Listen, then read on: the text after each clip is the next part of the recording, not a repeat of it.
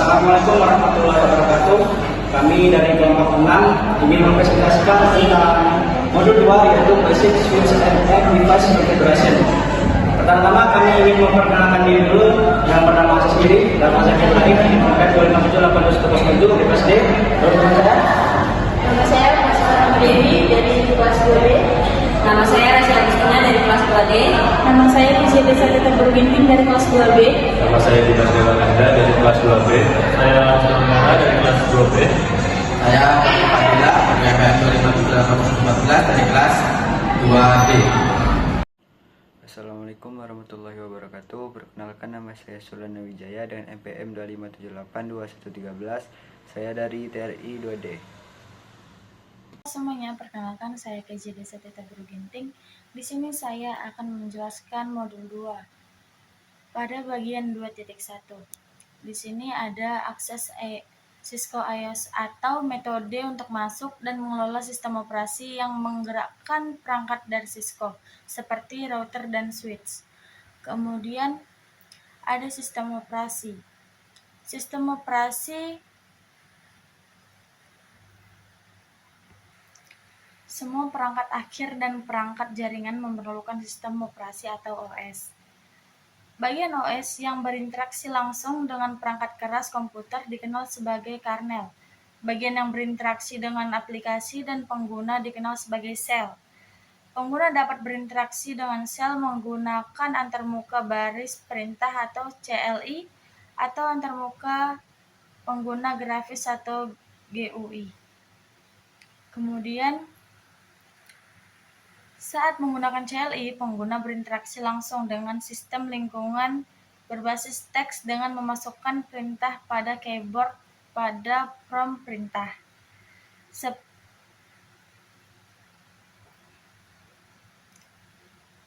CLI membutuhkan biaya overhead yang sangat sedikit untuk beroperasi. Namun, itu mengharuskan pengguna memiliki pengetahuan tentang struktur perintah yang mendasari yang mengontrol sistem. Kemudian pada 2.1.2 ada GUI. GUI seperti Windows, Mac OS, Linux, KDE, Apple iOS, atau Android memungkinkan pengguna untuk berinteraksi dengan sistem menggunakan lingkungan ikon grafis, menu, dan jendela. Contoh GUI dalam gambar lebih ramah menggunakan dan membutuhkan lebih sedikit pengetahuan tentang struktur perintah yang mendasari yang mengontrol sistem. Namun, GUI mungkin tidak selalu dapat menyediakan semua fitur yang tersedia dengan CLI. GUI juga dapat gagal, mogok, atau tidak beroperasi seperti yang ditentukan. Untuk alasan ini, perangkat jaringan biasanya diakses melalui CLI. CLI kurang intensif sumber daya dan sangat stabil jika dibandingkan dengan GUI. Kemudian pada 2.1.3 ada tujuan OS. Sistem operasi jaringan mirip dengan sistem operasi PC. Melalui GUI, sistem operasi PC memungkinkan pengguna untuk melakukan hal berikut, yaitu menggunakan mouse untuk membuat pilihan dan menjalankan program. Yang kedua ada memasukkan perintah berbasis teks dan teks. Kemudian ketiga melihat output di monitor. Sistem operasi jaringan berbasis CLI, misalnya Cisco IOS pada saklar atau router, memungkinkan teknisi jaringan untuk melakukan hal berikut, yaitu yang pertama menggunakan keyboard untuk menjalankan program berbasis CLI. Yang kedua, menggunakan keyboard untuk memasukkan teks dan perintah berbasis teks. Yang ketiga, melihat output di monitor. Kemudian, pada 2.1.4 ada metode akses. Saklar akan meneruskan lalu lintas secara default dan tidak perlu dikonfigurasi secara eksplisit untuk beroperasi. Misalnya dua host yang dikonfigurasi yang terhubung ke saklar baru yang sama akan dapat berkomunikasi. Di sini ada metodenya yaitu ada konsol. Ini adalah port manajemen fisik yang menyediakan akses out of band ke perangkat Cisco. Akses out of band mengacu pada teks melalui saluran manajemen khusus yang hanya digunakan untuk tujuan pemeliharaan perangkat. Keuntungannya menggunakan port konsol adalah perangkat dapat diakses meskipun tidak ada layanan jaringan yang dikonfigurasi. Kemudian kedua ada cangkang atau SSH. Itu adalah metode dalam band dan direkomendasikan untuk membuat koneksi CLI yang aman dari jarak jauh. Melalui antarmuka virtual melalui jaringan. Tidak seperti konsol, koneksi SSH menentukan layanan jaringan aktif pada perangkat, termasuk antar aktif dikonfigurasi dengan alamat. Kemudian yang ketiga ada telnet. Telnet adalah metode dalam pita yang tidak aman untuk membuat sesi CLI dari jarak jauh, melalui antarmuka virtual atau melalui jaringan. Tidak seperti SSH, telnet tidak menyediakan koneksi terenkripsi yang aman dan hanya boleh digunakan di lingkungan lab. Yang kemudian ada 2.1.5 yaitu program emulasi terminal. Ada beberapa program emulasi terminal yang dapat digunakan untuk menyambungkan perangkat jaringan baik dan koneksi serial melalui port konsol atau dengan koneksi SSH atau telnet. Program-program ini memungkinkan Anda untuk meningkatkan produktivitas. Pada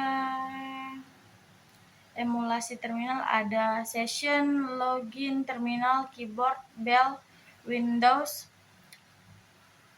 data, proxy, telnet, SSH, serial, dan sebagainya. Baik, hanya itu penjelasan yang bisa saya sampaikan. Mohon maaf bila ada salah kata. Saya akhiri. Terima kasih. Di sini saya Taufik Fadilah di kelas 2D. Saya akan menyampaikan materi di modul 2 di bagian 2.2 yaitu tentang iOS Navigation. Nah, di materi kali ini saya bakal bahas tentang mode di Cisco iOS, cara pindah-pindah antar mode, dan juga tools yang dipakai. Jadi ini penting banget nih yang iOS Navigation ini, karena sebelum kita bisa ngatur router sama switch itu, kita harus paham dulu nih struktur-struktur mode yang ada di dalamnya. Nah, yang pertama-tama itu kita harus tahu yang paling dasar tuh, yaitu tentang primary command modes. Jadi di perangkat jaringan itu kita bisa konfigurasi itu pakai CLI atau GUI atau command prompt lah. CLI, command. Nah, tapi biasanya itu administrator tuh lebih sering pakai CLI ini nih, karena lebih fleksibel dan kontrolnya tuh lebih detail. Nah, di Cisco iOS sendiri ini tuh ada dua mode utama. Nah, yang pertama modenya itu namanya tuh user exit mode. Nah, di mode ini, awal ini, waktu kita pertama masuk ke perangkat itu. Nah, user exit mode ini kita tuh adalah mode awal waktu kita pertama kali masuk ke perangkatnya itu. Nah, di sini kita cuma bisa jalanin perintah-perintah dasar nih, kayak ngecek status atau lihat informasi perangkat atau melihat informasi perangkat. Belum bisa ngubah konfigurasi apapun. Nah, ciri gampang yang untuk user exit mode ini biasanya pakai tanda yang lebih besar. Panah kemana itu? Panah, gambar panah kayak gimana ya? Tanda lebih besar itu panah, tapi madepnya itu kurungnya itu ke kiri. Tapi bentuk panah itu ke kanan, apanya gitu. Yang tanda panah lebih besar itulah untuk user exit mode ini. Nah, terus yang kedua dari modenya ini ada namanya privilege exit mode atau yang bisa disebut enable mode. Nah, di mode ini kita juga punya hak akses lebih tinggi nih. Nah, di sini kita aksesnya lebih tinggi dari yang user exit mode tadi. Nah, di sini yang untuk privilege ini kita bisa jalanin perintah yang lebih lengkap nih, karena termasuk buat masuk ke mode konfigurasi. Nah, promnya itu beda ya. Yang pertamanya kan pakai user, yang user exit mode kan pakai tanda lebih besar yang panah itu. Nah, yang privilege ini kita pakai tanda pagar, pakai pagar lah mudahnya untuk bedain. User exit mode itu kita tandanya yang panah itu lebih besar itu, artinya lebih besar itu. Ya lebih mudahnya tanda panah lebih besar itu. Nah, untuk privilege exit mode ini kita pakai yang bentuknya itu ciri-cirinya tuh panah itu, biasanya muncul lah panah itu. Nah, kalau user exit mode kan itu cuma biasa-biasa aja. Nah, untuk yang privilege ini kita perintah lebih lengkap lah, lebih powerful lah untuk konfigurasinya. Nah, untuk terus ke bagian selanjutnya kita ada konfigurasi mode dan sub configuration modes. Nah, di sini kita mau mulai konfigurasi nih, kita harus masuk dulu ke global configuration mode. Nah, disinilah semua pengaturan utama itu dilakuin ya, kayak ubah nama perangkat, setting password dan lain-lain sebagainya. Promptnya itu biasanya dalam kurung config pagar. Nah, itu biasanya. Nah, dari sini tuh kita bisa masuk ke mode yang lebih spesifik. Nah, namanya itu sub configuration mode. Nah, di contoh yang sering dipakai itu biasanya ada dua. Yang pertama itu line configuration mode. Nah, di sini kita dipakai buat ngatur akses ke perangkat, misalnya lewat konsol, SSH atau telnet. Biasanya di sini tuh buat setting login. Nah, yang kedua itu interface configuration mode. Di sini kita buat ngatur port atau interface jaringan. Contohnya biasanya ngasih IP address atau aktifin port. Nah, intinya kalau yang global config itu pengaturan umum, subconfig itu pengaturan bagian tertentu. Nah, kita pindah yang materi selanjutnya ini. Setelah itu kita akan bahas bagaimana cara pindah-pindah mode atau disebut navigate between iOS mode. Nah, ini penting banget nih karena kita bakal sering bolak-balik mode biasanya. Dari user exit ke privilege atau sebaliknya, kita bisa dari user exit ke privilege itu kita pakai perintah enable. Terus saja enable. Kalau mau turun lagi tuh pakai disable. Enable tuh buat kita nyambungin, disable tuh kita buat memutus biasanya. Nah, kalau mau masuk ke global config itu kita pakai configure terminal. Komennya configure terminal. Nah, kalau mau keluar tuh biasanya kita pakai exit atau terus saja exit atau command N atau control Z biar kita bisa langsung balik ke privilege mode lagi. Nah, menariknya nih, kita juga bisa langsung pindah dari submode ke submode yang lain. Jadi nggak harus keluar dulu nih, kita bisa langsung berpindah langsung nih, nggak perlu keluar kayak SSI tadi itu. Nah, terakhir di sini saya akan membahas tentang yang terakhir itu syntax checker activities. Nah, kalau kita lagi belajar ini jangan langsung coba nih di aplikasi karena biasanya beresiko lah. Makanya di sini kita dikasih di pembelajaran ini kita dikasih itu NetAchat tool simulasi. Salah satunya ada itu syntax checker itu. Nah, di sini kita juga disuruh ngetik perintah sesuai instruksi dan harus persis sama. Kalau salah sedikit aja nggak bisa lanjut nih. Itu bagus buat melatih ketelitian. Nah, kan di situ tuh kita ada diajarin tuh untuk komen-komennya itu kita ngikutin aja. Takutnya biasanya kalau nggak sama-sama tuh kadang gagal begitu. Tapi ada juga tool yang lebih fleksibel yaitu paket tracer. Nah, paket tracer nih, Cisco paket tracer yang paling banyak digunakan juga nih.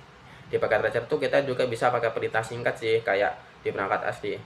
Dan juga di sini tuh kita bisa untuk membuat simulasi untuk yang aslinya. Seperti itu sih. Tadi kita udah bahas sampai yang terakhir sih. Mungkin itu aja sih yang dari materi untuk modul 2 di bagian 2.2 tentang iOS navigation. Nah, itu aja mungkin penyampaian dari saya dari bagian 2.2 yang iOS navigation. Sebagai penutupnya di sini intinya itu kita harus paham tuh perbedaan tiap mode di Cisco iOS-nya. Di Cisco iOS-nya itu kita harus paham tuh untuk tiap mode-modenya dan juga harus paham tuh cara pindah antar modenya dan juga Kita di sini juga harus pakai latihan simulasi dulu lah, pakai paket tracer tadi itu supaya nggak langsung yang aslinya tuh, takutnya ada permasalahan gitulah. Nah, seperti itu. Mungkin sekian dari saya aja. Terima kasih. Assalamualaikum warahmatullahi wabarakatuh. Perkenalkan, saya Rasya Agustina dengan NPM 257821008.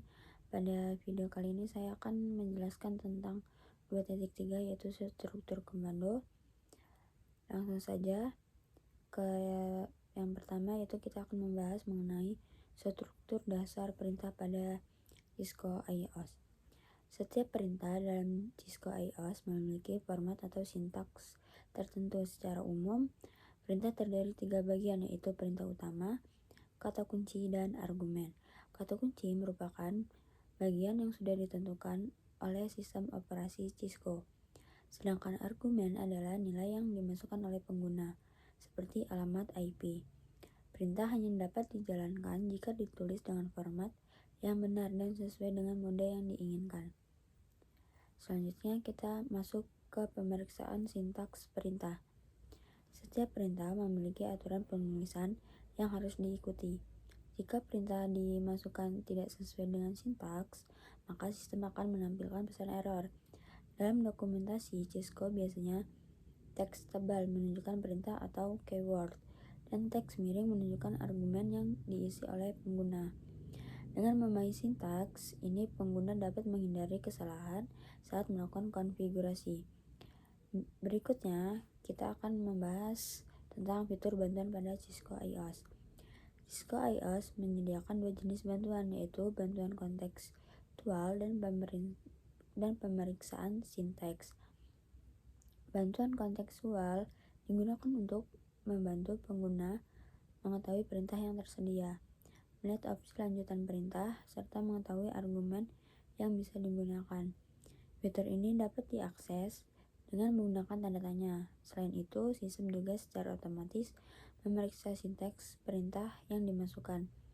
Jika perintah benar, maka akan dijalankan. Jika salah, maka akan muncul pesan kesalahan. Dan yang selanjutnya kita akan membahas tentang shortcut atau cara cepat dalam CLI. Cisco IOS menyediakan berbagai shortcut untuk mempermudah pengguna dalam mengetik dan mengedit perintah. Perintah dapat disingkat selama tidak menimbulkan ambiguitas, sehingga pengguna tidak perlu mengetik perintah secara lengkap. Selain itu, terdapat berbagai kombinasi tombol yang dapat digunakan untuk menghapus teks, memindahkan kursor, dan mengakses riwayat perintah. Dan untuk pengeditan teks, terdapat beberapa tombol seperti CTRL+W untuk menghapus satu kata, CTRL+U untuk menghapus ke awal baris, dan CTRL+K untuk menghapus hingga akhir baris. Dan untuk navigasi kursor, pengguna dapat menggunakan CTRL+A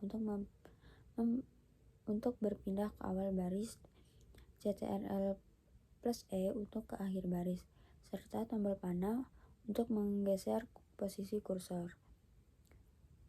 Untuk mengakses riwayat perintah dapat digunakan tombol panah atas dan bawah untuk melihat perintah yang sebelumnya telah kita gunakan. Selanjutnya kita akan membahas mengenai tampilan output pada CLI. Jika hasil dari suatu perintah terlalu panjang, maka akan muncul tampilan more. Pengguna dapat menekan spasi untuk melanjutkan ke halaman berikutnya, atau tombol enter untuk melihat baris berikutnya. Dan terakhir kita akan membahas tombol kontrol dalam CLI. CTRL+J digunakan untuk membatalkan perintah yang sedang berjalan. CTRL+Z digunakan untuk keluar dari mode konfigurasi. Dan CTRL+Shift+6 digunakan untuk menghentikan proses seperti ping atau trackroute. Dan sebagai kesimpulannya, Cisco IOS merupakan sistem operasi berbasis CLI yang memiliki struktur perintah yang jelas, serta dilengkapi dengan berbagai fitur bantuan dan shortcut untuk mempermudah pengguna dalam melakukan konfigurasi jaringan. Dengan memahami konsep ini, pengguna dapat menggunakan silalisis secara lebih efektif dan efisien. Sekian penjelasan dari saya. Saya akhiri. Wassalamualaikum warahmatullahi wabarakatuh.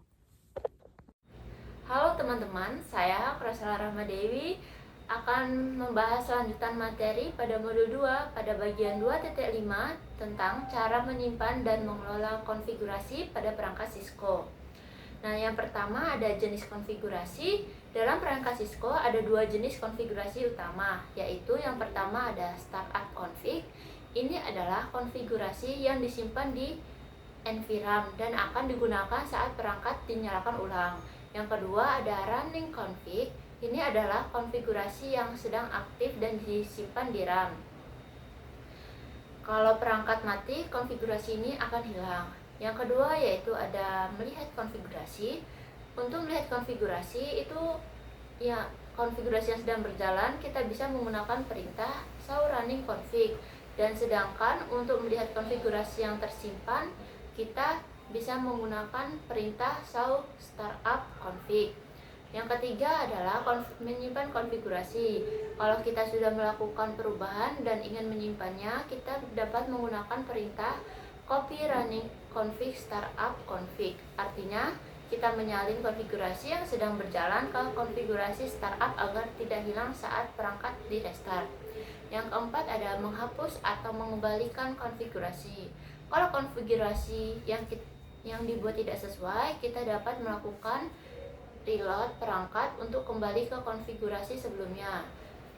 Itu berlaku jika belum disimpan, tetapi kalau kita ingin menghapus konfigurasi dengan perintah erase startup config lalu restart perangkat. Nah, di sini kita perlu hati-hati karena perangkat akan offline sementara. Yang kelima yaitu mengembalikan konfigurasi lama. Kalau ingin mengembalikan konfigurasi yang sudah disimpan, gunakan perintah copy startup running config. Ini akan membuat konfigurasi lama ke kondisi yang sedang berjalan. Yang keenam yaitu ada menyimpan ke file text. Konfigurasi juga bisa disimpan ke file text menggunakan aplikasi seperti PUTTV atau Teratom. Caranya ya yang pertama ada aktifkan login dulu, kemudian simpan hasil konfigurasi, dan selanjutnya yaitu file tersebut bisa digunakan untuk backup atau konfigurasi ulang perangkat. Jadi memahami cara menyimpan, menghapus, dan mengembalikan konfigurasi itu sangat penting agar jaringan tetap berjalan dengan baik. Nah, mungkin sekian penjelasan materi pada bagian 2.6. Selanjutnya akan dilanjutkan oleh teman saya. Baik, saya akan membacakan materi 2.6 yaitu port dan alamat. 2.61 Alamat IP. Penggunaan alamat IP adalah cara utama untuk memungkinkan perangkat saling menemukan dan membangun komunikasi ke ujung di internet. Setiap perangkat akhir pada jaringan harus dikonfigurasi dengan alamat IP. Contoh perangkat akhir meliputi komputer, stasiun kerja, laptop, server file, server web. Yang kedua printer jaringan. Yang ketiga telepon VoLP. Yang keempat kamera keamanan. Yang kelima ponsel pintar. Yang keenam perangkat genggam seluler seperti pemindai kode batang nirkabel. Selain alamat IP v4, subnet mask juga diperlukan. Subnet mask IP v4 adalah nilai 32 bit yang membedakan bagian jaringan dari alamat dengan bagian host. Bersama dengan alamat IP v4, subnet mask menentukan subnet mana yang menjadi anggota perangkat tersebut. Alamat IPv6 memiliki panjang 128 bit dan ditulis sebagai rangkaian nilai heksadesimal. Setiap 4 bit diwakili oleh 1 digit heksadesimal sehingga totalnya ada 32 nilai heksadesimal.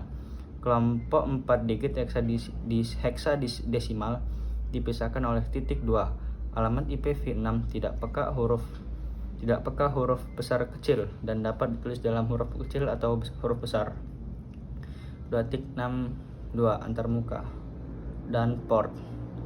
Komunikasi jaringan bergantung pada antarmuka perangkat pengguna akhir, antarmuka perangkat jaringan, dan kabel yang menghubungkannya. Setiap antarmuka fisik memiliki spesifikasi atau standar yang mendefinisikannya. Kabel yang terhubung ke antarmuka harus dirancang agar sesuai dengan standar fisik antarmuka tersebut. Jenis media jaringan meliputi kabel tembaga pasangan berpilin, kabel serat, optik, kabel koaksial atau nirkabel seperti yang ditunjukkan pada gambar. Berbagai jenis media jaringan memiliki fitur dan manfaat yang berbeda. Tidak semua media jaringan memiliki karakteristik yang sama. Tidak semua media cocok untuk yang tujuan sama. Berikut adalah beberapa perbedaan antara berbagai jenis media. Yang pertama, jarak yang dapat ditempuh media untuk mentransmisikan sinyal dengan sukses. Lalu yang kedua, lingkungan tempat media akan dipasang. Yang ketiga, jumlah data dan kecepatan transmisinya. Yang keempat, biaya media dan instalasi. Tidak hanya setiap tautan di internet membutuhkan jenis media jaringan tertentu, tetapi setiap tautan juga membutuhkan teknologi jaringan tertentu. Misalnya, internet adalah teknologi jaringan area lokal (LAN) yang paling umum digunakan saat ini. Port Ethernet ditemukan pada perangkat pengguna akhir, perangkat switch, dan perangkat jaringan lainnya yang dapat terhubung secara fisik ke jaringan menggunakan kabel. Switch Cisco EOS Layer 2 memiliki port fisik untuk menghubungkan perangkat. Port ini tidak mendukung alamat IP Layer 3, oleh karena itu, switch memiliki satu atau lebih antarmuka virtual switch SFI. Ini disebut antarmuka virtual karena tidak ada perangkat keras fisik pada perangkat yang terkait dengannya. SFI dibuat dalam perangkat lunak. Antarmuka virtual memungkinkan Anda mengelola switch dari jarak jauh melalui jaringan menggunakan IPv4 dan IPv6. Setiap switch dilengkapi dengan satu SFI yang muncul dalam konfigurasi default dari pabrik. SFI default adalah antarmuka VLAN 1. Sekian dari saya. Oke, saya Aris Tanggara, NPM 2578-2051 dari kelas 2B. Di sini saya akan melanjutkan materi dari rekan saya, yaitu pada 2.4 tentang Basic Device Configuration. Oke, langsung saja kita ke 2.4.1, yaitu tentang Device Name atau Host Name. Nah, yaitu tentang identitas perangkat Cisco seperti switch atau router. Secara default biasanya bernama switch, tapi jika perangkat dalam jaringan banyak, nama defaultnya biasa membingungkan saat konfigurasi atau remote. Karena itu, hostname harus dibuat sesuai lokasi atau fungsi perangkat agar mudah dikenali. Contohnya, kita kasih nama seperti SW min floor min 1. Lalu hostname juga punya aturan seperti tidak boleh ada spasi dan minimal maksimal 64 karakter. Oke, lanjut pada 2.4.2 yaitu password guide lines, yaitu tentang password yang lemah masih menjadi ancaman besar dalam keamanan jaringan. Oleh karena itu, semua perangkat jaringan harus dikonfigurasi password untuk membatasi akses admin. Password yang kuat sebaiknya lebih dari 8 karakter, seperti kombinasinya huruf besar, huruf kecil, angka, dan simbol, serta tidak menggunakan kata umum yang mudah ditebak. Di lab sering digunakan password seperti Cisco atau kelas, tetapi itu tidak aman untuk jaringan nyata. Oke, lanjut untuk 4.3 yaitu tentang configure password. Cisco atau iOS memiliki beberapa level password untuk mengamankan akses perangkat.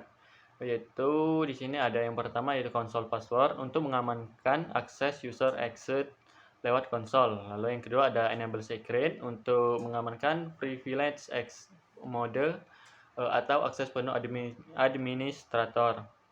Yang tiga dan yang terakhir ada VT password untuk mengamankan akses remote lewat telnet atau SSH.